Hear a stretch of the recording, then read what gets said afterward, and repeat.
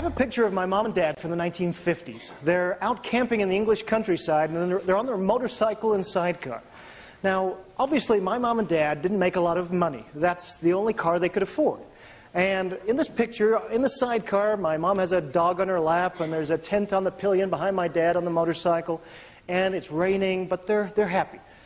Now, my dad, for 25 years, worked at Rolls-Royce. He was a designer of jet airplane engine components. So he was never really a high and mighty person in the Rolls-Royce organization. And I asked him, Dad, obviously, from this motorcycle and sidecar in the picture, they didn't pay you very well at Rolls-Royce. Why would you have stayed there 25 years? And his answer was very interesting to me. He says, first off, Adrian, it wasn't about the money. He says, every day I was excited to go into work because it was very innovative. Managers and engineers were trained to listen to us. They actually went through training in the 1950s to listen to and respect their employees.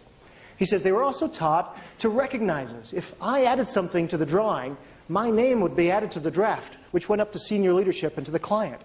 He said there were even days where he would literally throw his fist in the air because he was so excited to go into work. That's what we're talking about when we talk about work culture, employee engagement. Is there a difference in work environments? If I said to you, what's the fun airline to work at? What would you say?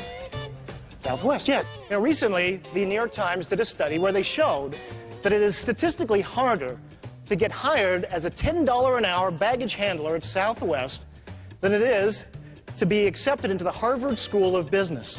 Statistically, it's harder to work on the tarmac in 120-degree weather in Phoenix, throwing bags for $10 an hour, than it is to get accepted into Harvard.